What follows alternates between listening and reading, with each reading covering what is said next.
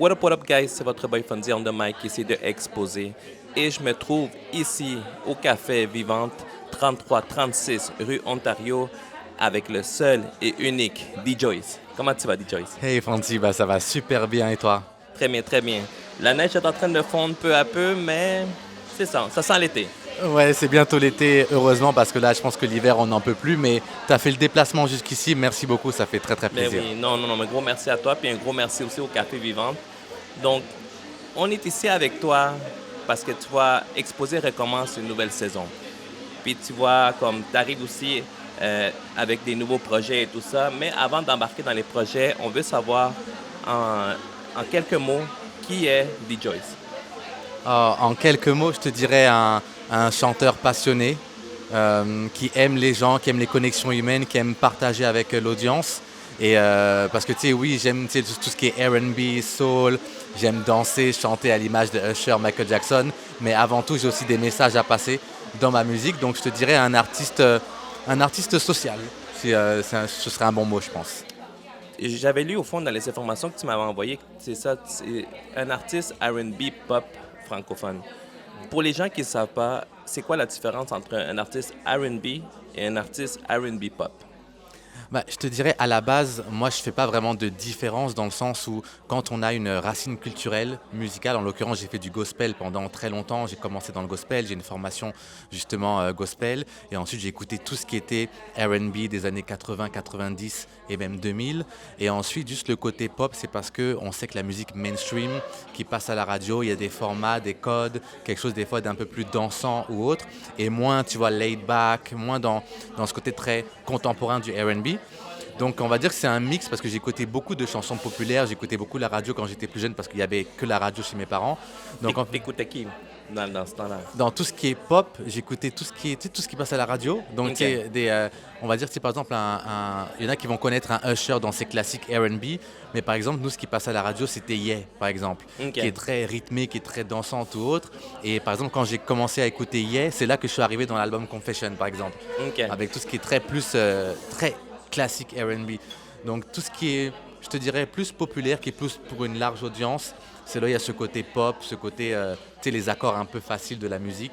Alors que quand tu rentres dans du R&B plus, on va dire plus enraciné, on est dans des accords qui sont beaucoup plus ancrés dans la soul, qui sont moins évidents. Moins OK. évidents. Donc c'est ça. Moi, j'adore l'R&B. Moi, honnêtement, je baigne dans le R&B jusqu'en date d'aujourd'hui. C'est qui en date d'aujourd'hui ton artiste R&B préféré?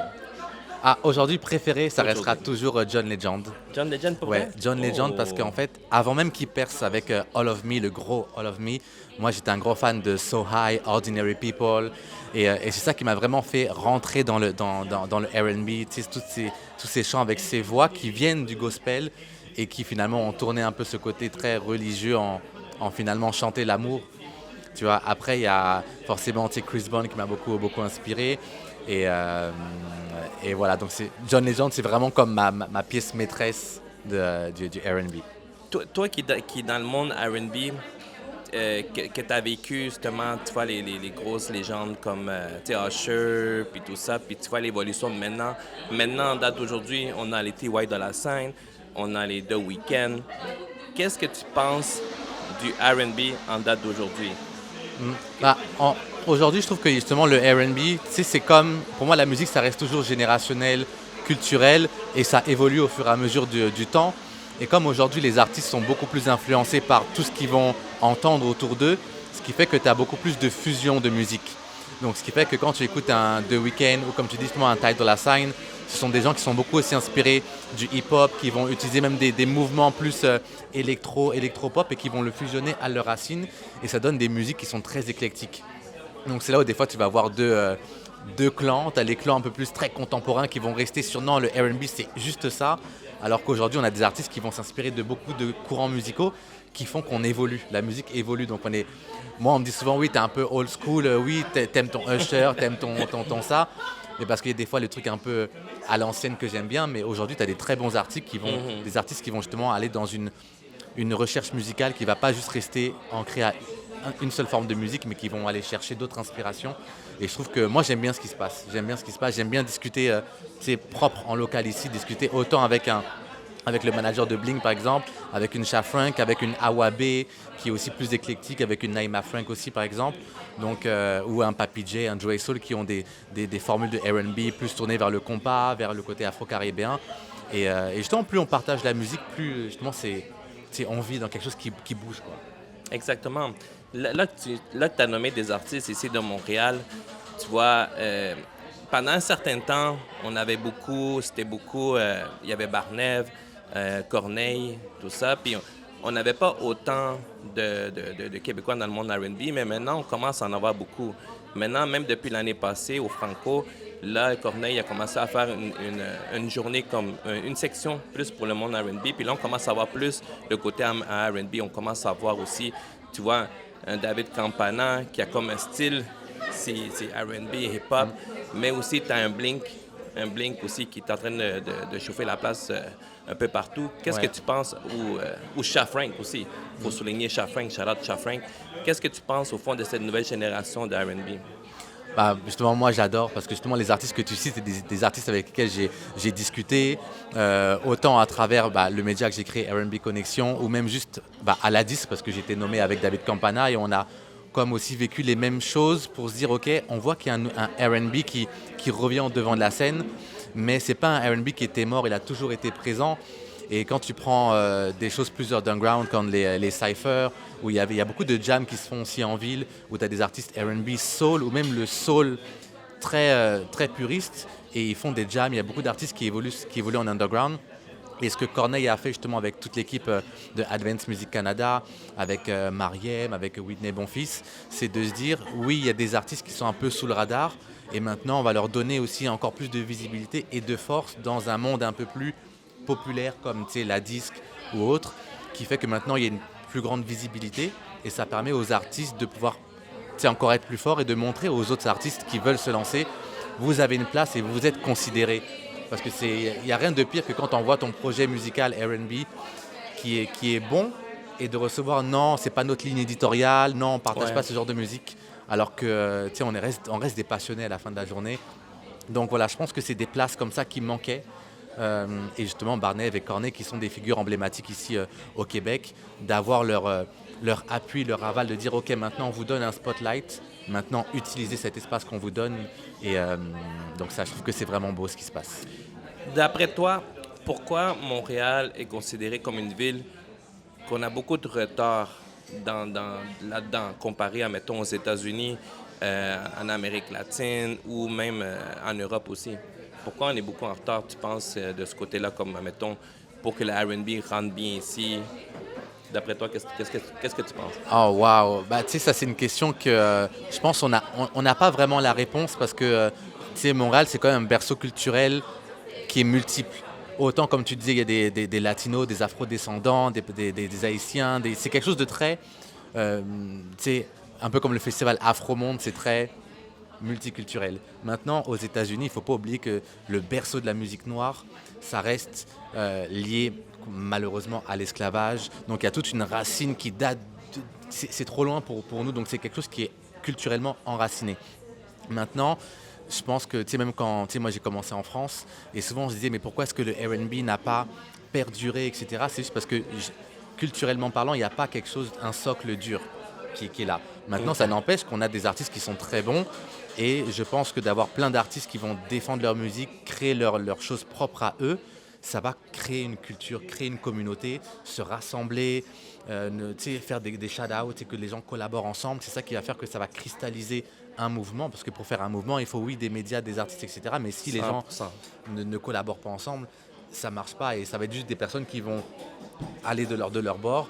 Et tu sais, par exemple, un Blink qui a fait des gros moves très intéressants à l'international, etc. Et ici, il faut que tout le monde supporte, tout le monde relaie et pas juste laisser parler l'ego. Oui, mais quand est-ce que moi, mon heure va arriver? Juste mettez-vous tous ensemble. Je pense que c'est...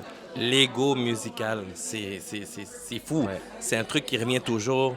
Mais comme tu dis, c'est sûr qu'éventuellement, tu vois, là, Blink, il fait beaucoup de moves à l'extérieur, mais il fait beaucoup de choses aussi pour Montréal. Puis, tu sais, il n'y a pas juste Blink, il y en a plusieurs artistes ici à Montréal. Puis, espérons que ça va continuer comme ça.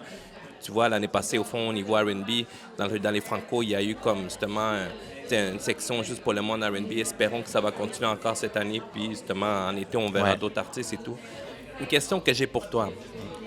Pourquoi le français, pourquoi en français? Pourquoi en R&B en français et non en anglais? Toi qui as grandi avec du Usher.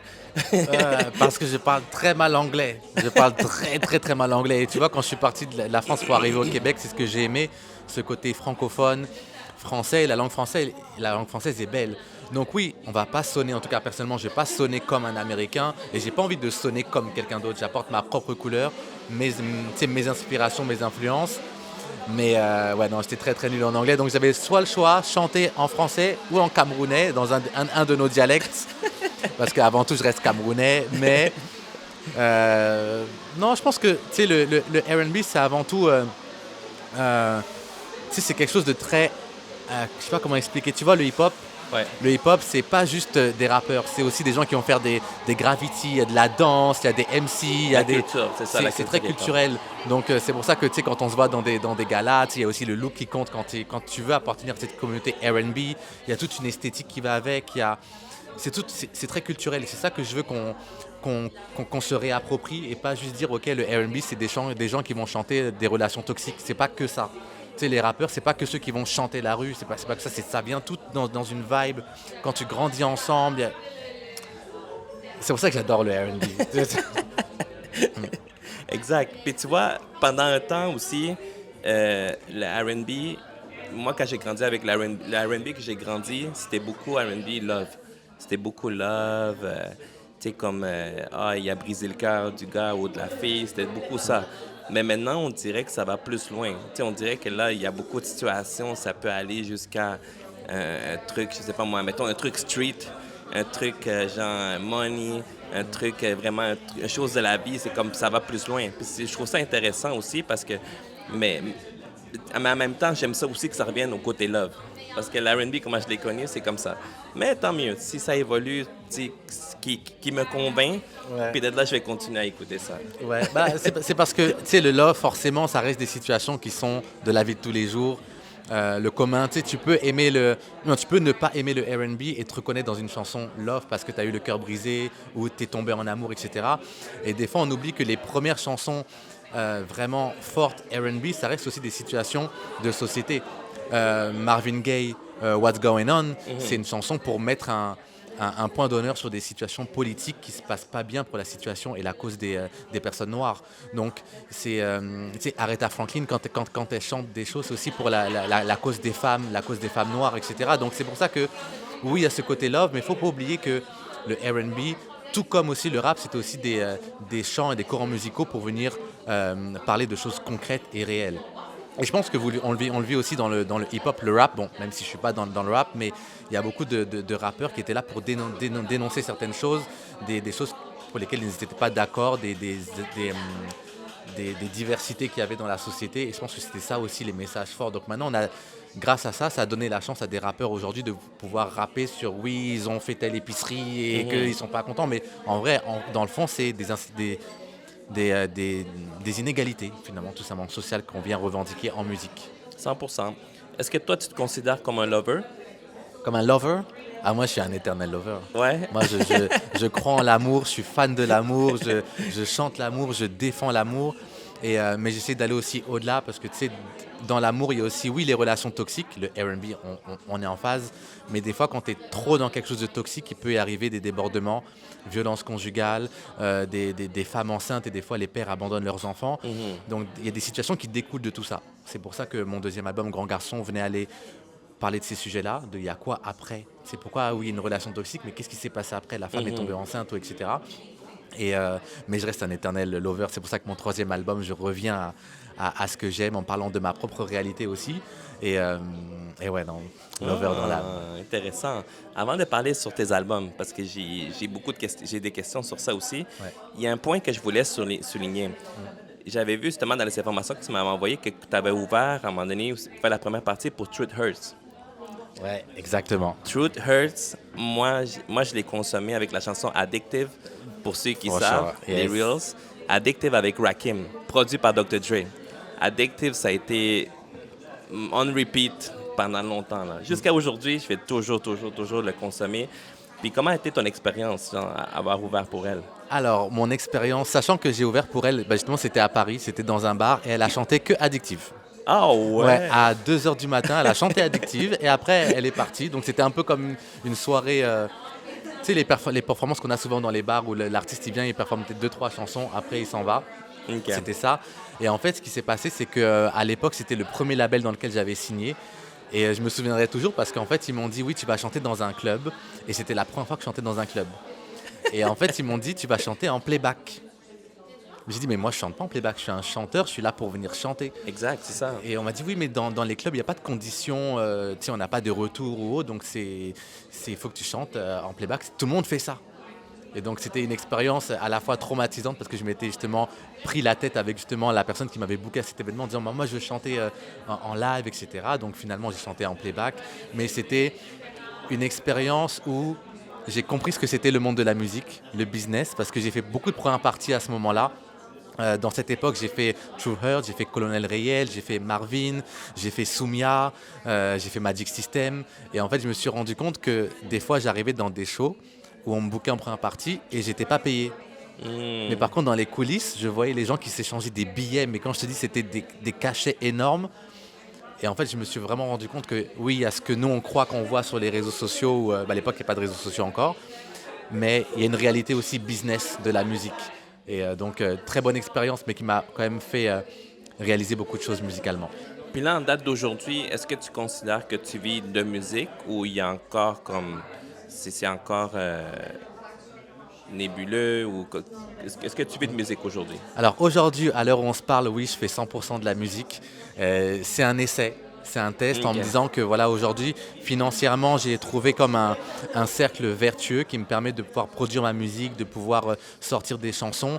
Et tu sais, je gagne pas beaucoup d'argent, mais des fois, de trouver des solutions qui vont te permettre de réduire tes dépenses ou d'avoir des commandites, etc. Ça me permet de me dire, OK, je sors la musique, je vois ce que ça donne, tu sais, les shows, de faire des conférences aussi. Et maintenant, c'est un test de me dire que je fais faire que ça.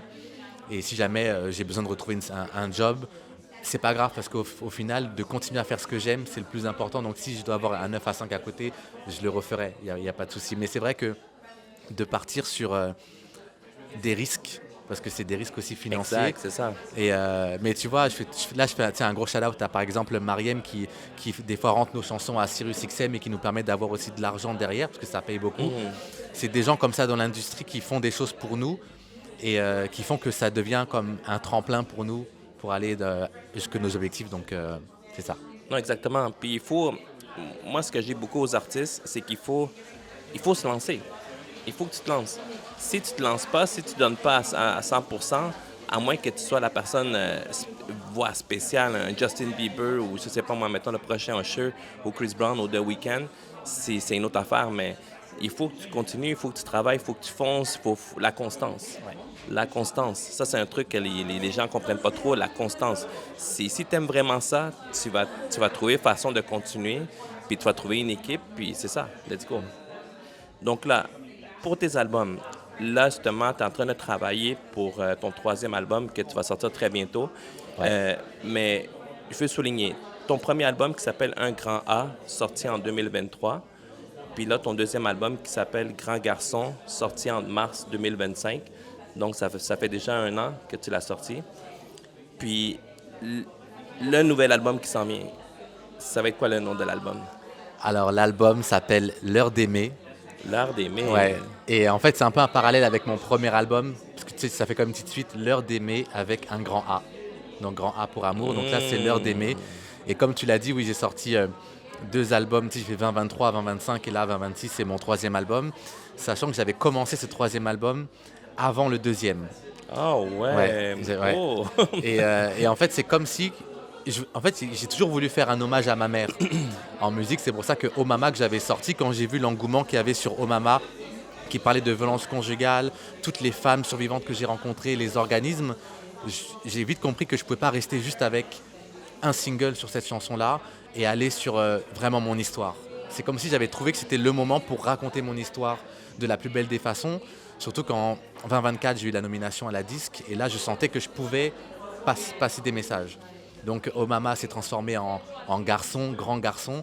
Et donc c'est pour ça que Grand Garçon, c'est un peu comme un album social avec l'Assemblée nationale, Adidas.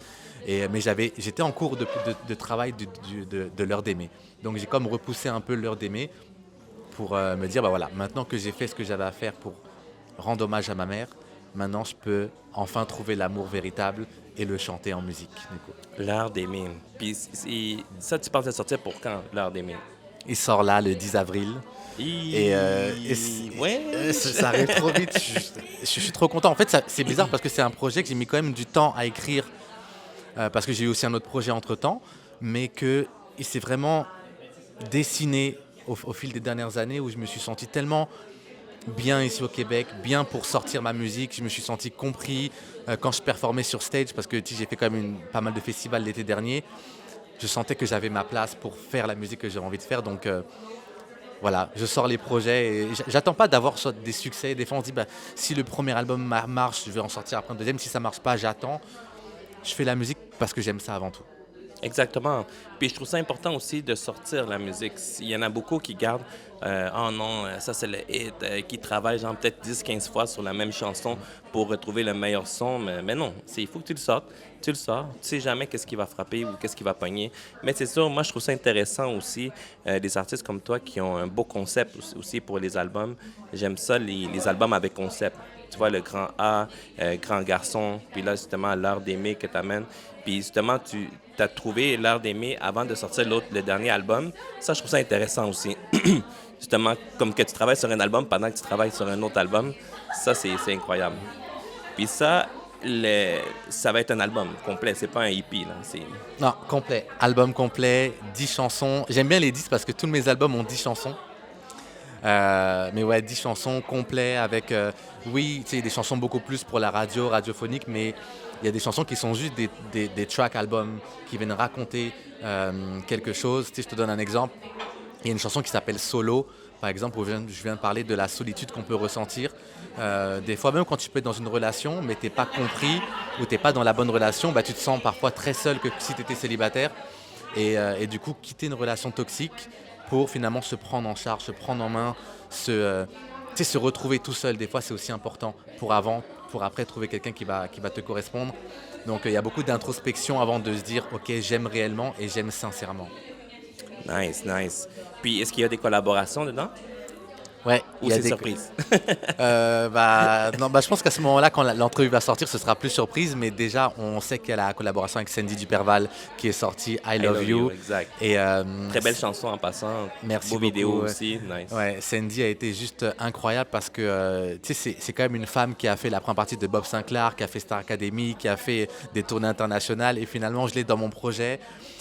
J'ai alors une personne que j'admire énormément, c'est Irden Exantus, qu'on peut voir à la télé dans beaucoup de séries, qui est du coup chanteur, comédien, etc. Et qui justement a tout un volet culturel dans ce qu'il incarne en tant que personne haïtienne à la télé, dans les médias, donc ce côté représentation. Et donc ce sont les deux collaborations. Mais je suis tellement content parce que dans mes projets, j'ai eu toujours des belles collaborations. Tu sais, dans mon Grand Garçon, j'ai eu Sans Pression justement, sur le titre La Force de fuir. Colossal aussi. Colossal justement, sur le titre Zéro Limite. Et c'est toutes des personnes qui sont des passionnés de musique. Et tout à l'heure en off, on parlait de passionnés. C'est aujourd'hui, on a besoin de retourner aux racines de pourquoi est-ce qu'on fait de la musique, pourquoi est-ce qu'on écoute de la musique, pourquoi est-ce qu'on va à un show, alors que l'intelligence artificielle vient un peu nous re-questionner tout ça finalement. Moi, j'aime bien l'intelligence artificielle parce que ça vient nous remettre dans c'est quoi les fondements de la musique. C'est être dans des shows, être ensemble, on parle de musique. Donc là, il y a comme une épuration qui va se faire entre les passionnés et ceux qui font ça pour d'autres raisons. Donc c'est ça. Est-ce que tu penses que l'intelligence artificielle va venir prendre beaucoup de place dans la musique, va venir remplacer un artiste? Non, moi, je pense pas que ça va venir remplacer un artiste parce que je pense que la musique, ça ment pas. Et je pense nous, on le sait dans le hip-hop, donc toi, dans le côté très plus urbain, rap, underground, moi, plus R&B, c'est que quand on fait de la musique, on a des choses qui nous habitent au plus profond de notre cœur et dans nos tripes. On sait pourquoi est-ce qu'on vient poser des mots sur des mélodies. Donc ça va jamais pouvoir être remplacé. Ça va juste copier, faire un mix, etc. Donc oui, il y a des gens qui vont écouter, c'est pas grave, mais je pense que là, on est dans un tournant où les prochaines années, ça va mettre les choses à sa place. quelqu'un qui est très bon écrivain, un très bon auteur, un très bon compositeur, va toujours garder ça. Ceux qui veulent utiliser l'IA comme assistant, il y en a qui vont le faire. Mais moi, je ne pense pas que ça va remplacer. Je pense juste que ça va séparer ceux qui sont vraiment connectés humainement que ceux qui font juste avec leur machine ou qui n'ont pas de création. Ça va juste séparer et c'est ça. En général, c'est ça. C'est comme, admettons, comme un photographe, un vidéographe. Moi aussi, je pense pas que ça va venir comme... Ça va peut-être faciliter la tâche pour quelques trucs, mais le côté artistique, je pense que tu peux pas...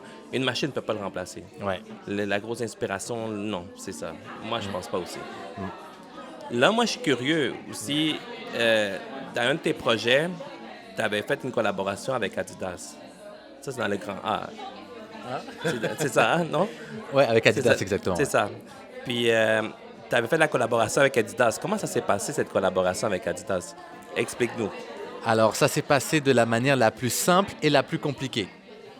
Dans le sens où, en fait, je me suis dit un jour, pourquoi est-ce que c'est toujours les artistes qui sont en maison de disques ou les gros artistes qui ont des collaborations internationales avec des grosses marques et tout? Donc, je me suis toujours mis le défi de je veux avoir une grosse marque. Donc, ce que j'ai fait, c'est que j'ai envoyé des courriels. Adidas, Nike, Puma. Je suis parti en magasin, je suis parti sur LinkedIn, j'ai trouvé des contacts. On me disait non, non, non, non, non. J'ai eu quasiment pour Adidas 6 non. 6 non. Et un jour, je reçois un appel d'une personne qui me dit oui, on est tombé sur ton dossier, parce qu'en fait j'ai envoyé aussi mon dossier de présentation, parce qu'il faut savoir que la collaboration Adidas est bien dans le cadre de Grands Garçons, pour venir justement parler des enfants qui sont victimes de violences conjugales ou qui sont dans des pensionnats comme c'était mon cas, et pour venir justement montrer qu'il y a un écosystème pour venir aider aussi ces jeunes-là. Et cette personne me dit qu'ils sont intéressés à mon projet, mais qu'ils doivent d'abord l'envoyer en Allemagne. Parce que Adidas, c'est une marque allemande. Donc là, je me suis dit, bon, bah, ça va prendre un temps infini. Peut-être que mon projet va se perdre entre-temps. Et 3 jours après, j'ai un appel justement de mon contact chez Adidas qui me dit qu'ils ont validé le projet et que tu peux venir en magasin, on va se rencontrer et tu prendras tout ce que tu veux. Waouh! Ouais. T'as besoin de quoi? Est-ce que tu veux des habits? Est-ce que tu veux tu veux faire des vidéos? Tu veux faire du contenu? Tu veux faire plein de choses? Qu'est-ce que tu as besoin? Donc moi, j'arrive au rendez-vous, j'étais gêné. Je me suis dit, je veux juste une paire de chaussures. Juste un chandail, juste une paire de souliers. Exactement. Et ensuite, je leur ai fait des propositions. Donc là, ils m'ont dit, OK, on va même habiller tous tes collaborateurs. Sans pression colossale, les danseurs, on arrive en magasin. Et ce que j'ai vraiment aimé, c'est que, oui, je ne suis pas un gros artiste, mais de me donner cette opportunité de pouvoir être encore plus fort avec mon message, on y va. Et la petite anecdote, c'est qu'ils ne savaient pas encore que j'avais Sans Pression sur mon projet. Okay. Et donc on arrive, et c'est trop marrant parce que mon contact connaissait Sans Pression parce qu'il était fan de Sans Pression. Donc c'est arrivé, donc c'était comme de l'autre inverse. On dit, ah franchement, on est trop fan de vous, on te suit Sans Pression. Donc c'est devenu quelque chose de très familial. Et c'est fou parce que d'avoir aujourd'hui, de pouvoir offrir par exemple, là par exemple pour le prochain album, j'ai offrir un sac Adidas, j'ai pu offrir des casquettes, on a fait des beaux vidéoclips parce qu'à la fin de la journée, j'ai pas de subvention pour mon projet, pas encore, mais d'avoir des soutiens commanditaires, ça permet de pouvoir faire vivre ton projet. C'était difficile, mais ça en valait la peine. Des fois, juste de sortir de chez soi, tu pars avec ton projet, tu vas dans les boutiques, tu envoies des courriels. En fait, tu n'attends pas qu'on vienne te signer musicalement, tu n'attends pas qu'on vienne... C'est pas Adidas qui va taper à ta porte pour te dire « Ok, on veut te sponsoriser » à moins que tu as fait comme des millions de views. Exact, c'est ça. Donc, c'est ça. C'est ça. Moi, on m'a toujours dit ça, que il ne faut pas attendre que tu aies, admettons, ton premier million de views ou que tu aies le premier 100 000 followers, tout ça, pour faire des moves. Puis c'est ça, c'est intéressant que tu fasses des moves comme ça. Il faut toujours s'essayer. Ouais, 6 fois, wow, t'as là beaucoup de patience parce que... Ah oui, j'ai eu beaucoup de noms. Mais tu sais, dans ma carrière, j'ai eu énormément de noms, énormément de refus. Parce que, tu sais, des fois, on me pose la question, oui, tu as été à la Disque, Adidas, l'Assemblée nationale du Québec, le Sénat, on voit les followers et tout ça, mais il faut savoir que des fois, derrière la carrière d'un artiste, il y a beaucoup de refus, il y a beaucoup de remises en question, de doutes, et ça, on ne le voit pas des fois. Moi, j'essaie de le partager un peu plus, tu sais, quand j'ai des refus, parce que c'est pas la fin du monde. Et je pense que tout autant qu'on est, même je pense que toi, quand tu avais ton concept d'exposer, peut-être que tu l'as pitché à des amis à toi ou des gens qui ont dit non, mais au final, maintenant, tu es rendu là, tu fais des entrevues avec beaucoup d'artistes et dans tous les événements. et tout. Et finalement, tu as cru en ton projet. Donc, juste Exact. croire en soi et travailler fort. C'est ça, ça Exact. prend du travail aussi. 100%. Là, c'est quoi l'objectif?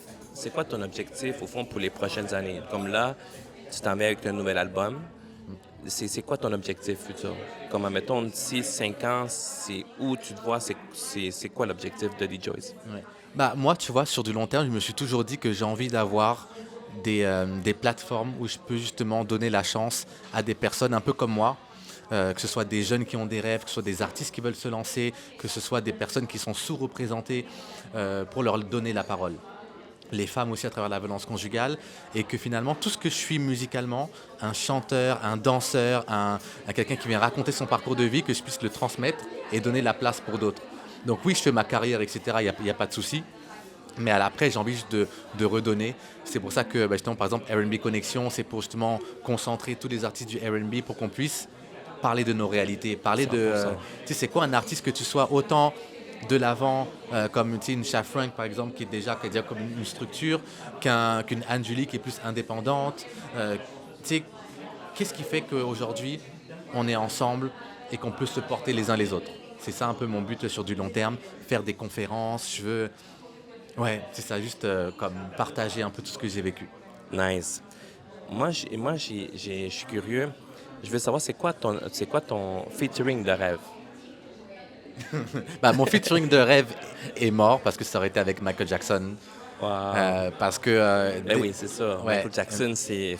Je pense qu'il serait occupé. Il ferait juste comme que des featurings, ça serait éternel, là. Ça serait fou. Ah, ce serait fou. Même si c'est pas un featuring, c'est ils me disent, OK, D-Joyce, tiens, place tes jambes comme ça quand tu fais ton move. Quand tu chantes, tiens, bien placer cette note-là. Tu sais, de me dire qu'il là, il me donne un conseil. Parce que, artistiquement parlant, c'est ce que moi, je me projette quand je performe. Tu sais, quand la foule est là, tu fais des moves, tu chantes, tu fais des vocalises et tu partages avec le public. C'est ça vraiment mon featuring de rêve.